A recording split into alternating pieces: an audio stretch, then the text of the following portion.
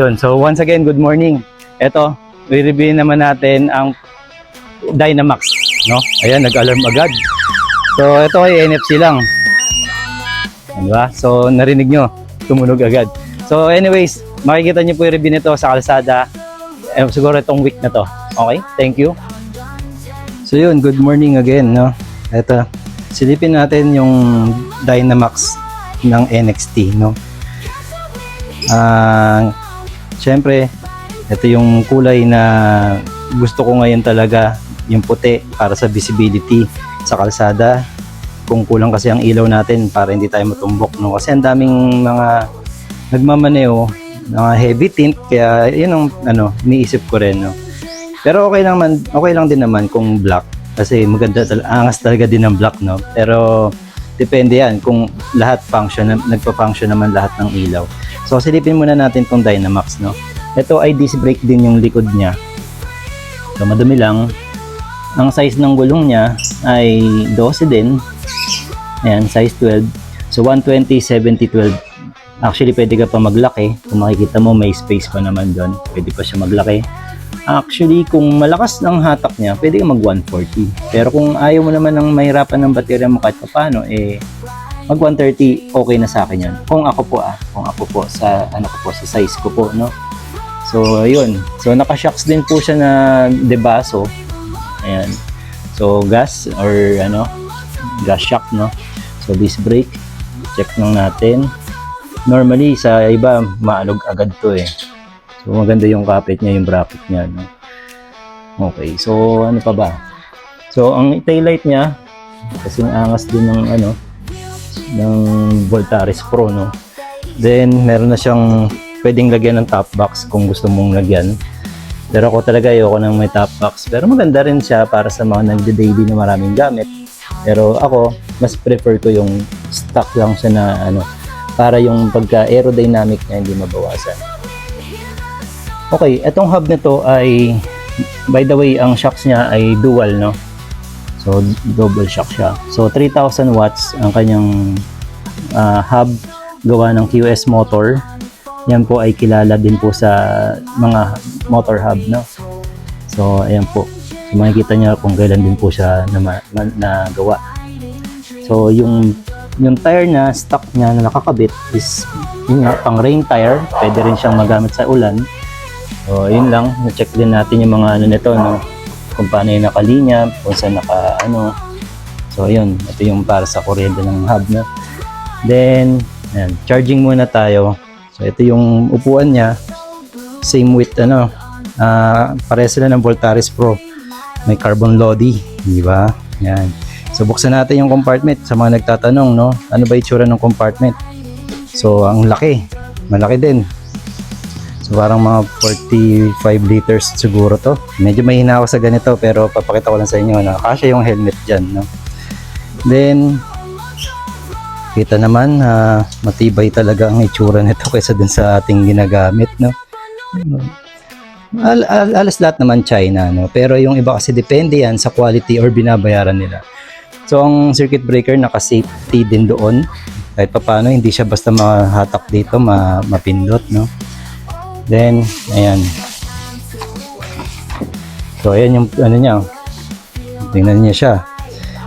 So parehas lang po ng kanyang gulong 120. So pwede kang magtaas sa likod, no. So ang kasama niyang charger, yes, meron na siyang kasamang charger. 10 amperes po yan. So 5 to 7 hours po yung kanyang charging time. So ito, nagta-top up lang naman ako. Since ang lithium po is pwede naman po siya anytime mag-charge, no. Hindi mo kailangan ipahinga-pahinga pa. Not unlike sa mga lead acid, yun, kailangan mo siyang ipahinga muna kahit paano para ma-prevent yung pag-bloat ng battery kasi pag sobrang init. Okay, so ayan, I don't know kung ba sa mga butas, siguro pwede siyang lagyan ng mga ilaw din para pag bukas mo may ilaw, may support ka na kagad na nakikita. So mayroon siyang step nut, hatak lang din siya, so naglalak siya. Ayan, naglalak, okay na siya. Ayan. So ang side stand niya, unlike dun sa Voltaris Pro, yung adjustable. So yun yung makikita mong na kagad. Pwede siyang naka-alloy, kumbaga accessories na kagad. So pasensya na kayo sa charger ko, ha, ay sa extension ko, ha. Okay, so brake sensor guys. Normally ito po siya, yung brake sensor. Yan po ay pagka tumutulak. Ayan, pag tumulak po siya, mawawala yung naka-brake po siya na malabas. Kaya nga po nasa-sense niya na nataas or nakababa. Para hindi ka tutukod kapag umandar ka na. So, yun. So, yun. Meron ditong VIN. Ano ba ibig sabihin ng VIN? Kalimutan ko na eh. Pero vehicle, ayun. Basta yun. Dahil yung chassis number, nandyan yan. So, ibig sabihin, ready po siya sa pagre-rehistro ng pagka may LTO compliance na siya. No?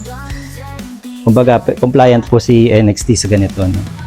So, hindi ko lang sure kung stock mirror to, pero ang ganda. Parang aftermarket na siya. So, makikita nyo, alloy na, no? Ganda. So, may passing din siya. Ayun, no? May ilaw, oh. Passing. Taas, oh. Then, meron siyang hazard, yung left and right. Ayan, nag-hazard na siya. O, papatayin niya siya, pipindutin niya lang siya. Okay, then, passing, bright, then, busina. Yun, pit. So, ang maganda rito, may cover yun dito niya. Yung iba kasi, maganda rin naman yung mga nakabitaw para nakakapagkabit ka ng kung ano ng accessories na gusto mo. No? So, as of now, naka-reflect dito is 80 volts. Then, yan. May 1, 2, 3 din po siya. Ito yung speed niya. Makikita niyo po dun sa dashboard. 1, 2, and 3. May 4 ba to? Wala. So, reverse. Meron din siyang reverse. Ayun, lumabas yung R. Nakita nyo ba? Ayun. Ayun, lumalabas. Okay. Then, check ko to. Tingnan natin. Ayan. Ayun, may 4 din. So, same with Voltaris Pro. Meron siyang number 4. So, ganun din po ang mangyayari dito. Kailangan nakabuelo na muna bago po siya gamitin sa 4, no? Meron lang ako na-notice dito. Ito po ay, meron palang to, nalagyanan dito. Ayan. Makikita nyo sa loob, may USB. So, USB, ayan, pababa pala. Ayan. Ayun, USB. So, pwede maglagay. Pero, syempre, huwag nyo kakalimutan. Baka nag-charge kayo, nakalimutan nyo nandyan. Yung cellphone nyo, di ba? So, ang kanyang sabitan, technology. Okay.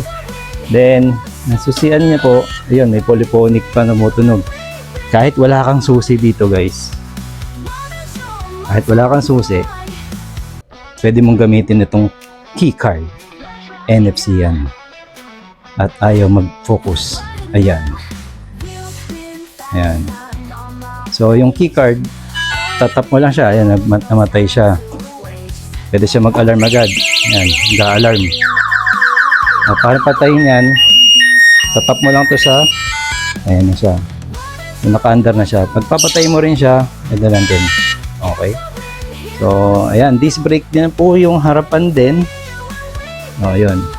Pakita din natin yung tail, yung signal light niya, para siyang tenga ng ng daga. So, ayan, ganda. Kasi hindi ka dyan. Then, ito po yung mukha niya. So, para sa akin, mas more on KRV ang datingan niya, no? Yung team ko KRV. Then, kung mapapansin nyo, may CBS. It means Combi Brake System. Combination yan. Na pag nagbe-brake ka sa likod, nagbe-brake din yung harap or vice versa. Then, TCS stands for Traction Control System. Yan po ay pagka medyo madulas, mag-a-adjust siya para hindi kagad siya magtuloy-tuloy ng dulas, no? Meron din po tayo sa mga features sa big bike niyan. So, naka-mags po siya. Gold ang kulay. Ayan. So, yung dalawa po yung yung kanyang brake hose para po dun sa supply po ng combination ng kanyang braking, no? So, ayan po. By NXT. So, DRL. Tingnan natin yung DRL. Susian ko lang. So, buksan ko lang ilaw. Ayan, yung DRL. Kung hindi ako nagkakamali, ito po yung may application na pwede po nyong palit-palitan yung ilaw kung anong gusto nyo. So, RGB po siya. Yung red, blue, green or red, green, blue. So, pwede siya combination, pwedeng rainbow. So, ang kanyang ilaw,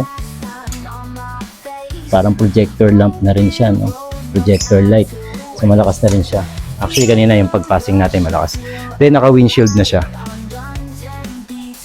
Okay, so yun lang muna guys. I-review naman natin sa kalsada to, no? Okay. Yan po yung tsura niya ngayon. Thank you. Ayan o. Meron na rin tayo dito sa Japan guys. So, okay. Once again, Marvin Chua Motovlog po. Maraming salamat po. Salamat din po sa mga nag-subscribe. Subscribe, okay. Bulol pa, no?